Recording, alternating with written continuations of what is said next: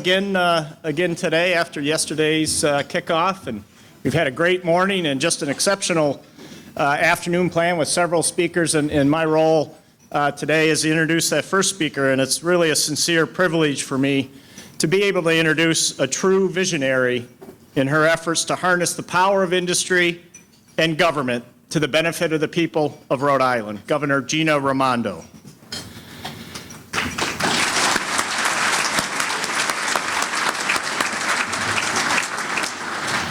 I had my first interaction with Governor Raimondo before she took office when she requested a visit to our Quonset Point facility to better understand what Electric Boat needed to successfully execute the work that we do for the United States Navy. And from that first phone call, I knew that we had in Rhode Island a special leader with the intelligence, the energy, and the intense drive to make the critical changes necessary to improve Rhode Island's economy and create opportunity for its residents. One of the many issues Governor Raimondo has addressed since taking office in 2015 is the development of a strategy and to build and train a workforce that can fill the high-skilled, quality jobs that Electric Boat and other members of the Rhode Island defense industry will provide in the coming years. By encouraging state agencies, local school systems, and industry to collaborate in the growth of this 21st century workforce, the governor will give Rhode Island students the opportunity to learn valuable job skills used in the manufacturing sector. At the same time, this effort will provide industry with the educated and motivated employees required over the coming decades. If there ever was a win-win situation, this is it. We're grateful to Governor Raimondo for all she's doing to meet the converging needs of Rhode Island residents and also Rhode Island's industry. She and her administration are showing how it can and should be done. Let's give a warm welcome to Governor Gina Raimondo.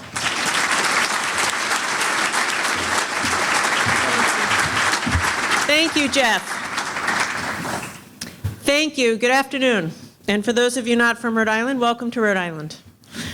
It is a great pleasure for me to be here. I want to recognize my colleagues in government, first among them Senator Jack Reed, who is a phenomenal public servant and works hard every single day for the people of Rhode Island and has been a mentor to me for many years. So Senator Reed, thank you for being here and for your service. I know other members of the federal delegation, I don't know if they're here now, but I know they have been here or will be here, Senator Whitehouse, Congressman Langevin, and Cicilline. I want to recognize my colleagues on a local level, Senate President Teresa Paiva-Weed, who is a strong supporter of the defense industry and innovation, and of course represents Aquidneck Island, and her colleagues, Senator Lou DePalma, who's here, and in the House, Rep. Deb Ruggiero and Rep. Stephen Ucci. It's great to have you guys here. Earlier this year, I had a report done on Rhode Island's economy to identify our strategic assets and our specific areas to grow. We worked with local institutions, my Commerce Secretary, Stephen Pryor, led a group. We had the Brookings Institute here, and they took a deep, hard look at what is Rhode Island excellent at? What are our competitive advantages? And two things came to the top of that list. One is advanced manufacturing, and the other is the maritime sector. And I think there are a few folks here from Electric Boat and Raytheon who know a little something about advanced manufacturing, and all of your many suppliers who are here. And it is something Rhode Island is excellent at. I got to tell you, I was just recently at a governor's conference. I brag all the time that the best submarines in the world are made right here in little old Rhode Island. Love that. So continue to make that true, by the way. But because, I'm a firm believer that in order to continue to expand and enhance Rhode Island's economy, so we have high-wage, high-skilled jobs for everyone, we need to focus on what we're great at. And we're great at defense, we're great at advanced manufacturing, and we're great at the maritime industry. And so as a result, I want everyone here to know we're going to continue to invest in those sectors. We're going to make sure, as Jeff said, that we have the talent pipeline that you need to grow your businesses here. And we're going to make sure that Rhode Island is a place where it's easy to do business, where it's affordable to do business, where it's a pleasure to work with state government. That's the goal. Where we work at the speed of business. And then where it's easy for you to collaborate with our institutions of higher education. And that's going to be good for your businesses, and it's going to be good for our economy, and it's going to be good for the people of Rhode Island, because we're going to create a place where everybody has opportunity and nobody's left behind. Now, I also remember my first meeting with Mr. Geiger and his colleagues, and I've also, had the opportunity to meet with the CEO of General Dynamics on a couple of occasions. And I have to tell you, for me, they're always stressful, because the good news is they continue to get more and more contracts, and I love that. And those of you who are here in the Navy, keep that coming. But then they come to me and say, Governor, we're going to need to add 1,000, 2,000, 4,000, 5,000 skilled employees. And that means we need to deliver. And I'm here to tell you, we will deliver. We are delivering, and we will deliver. And in order to do that, it takes a great deal of focus and urgency, but also collaboration.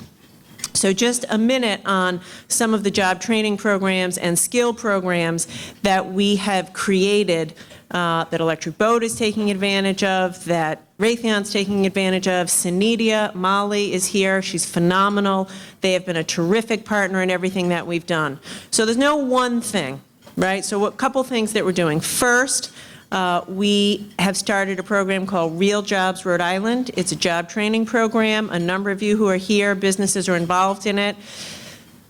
Before I became governor, the state had what I call a train and pray model. You train people and pray they get a job. It's not that efficient.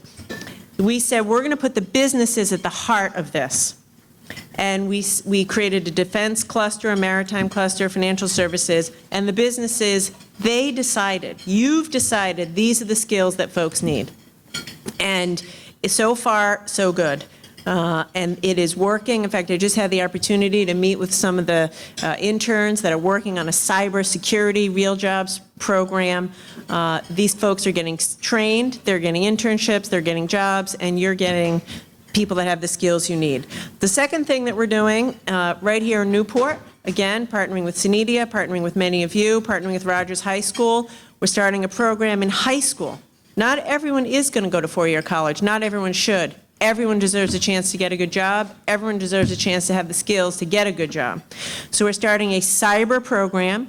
Instead of getting a four-year high school degree, you go to high school for 6 years, you get an associate's degree, you get cyber specialty, and you get a job at the end of it. It's a great program. We're just starting it. It's good for the kids. It's good for the companies. And then we're also starting the Community College of Rhode Island is opening up a campus in Westerly. Actually, I'm going to leave here to go to Westerly shortly. And they're training welders and they're training IT folks, all designed to come into this industry. So, we are very serious about this. I know that the rate limiting factor to your growth is talent. It's not easy. Cyber is complicated. Welding is complicated. IT is complicated. Internet of Things is complicated. Sensor technology is complicated. We're going to deliver for you. And that's going to make Rhode Island a place of opportunity for people. I also want to take 1 second to comment on SENEDIA's Undersea Technology Innovation Center, which is wonderful, and it's going to share resources and collaborate and produce prototypes of innovative technical solutions for defense and commercial uses. So my message is thank you for being here. Thank you for investing in Rhode Island, and know that you have my commitment and the commitment of my colleagues to work in a collaborative way with you, with creativity, with urgency, to make sure that your business is successful, you can deliver for your customers, and I can deliver for the people of Rhode Island. So thank you and have a great day.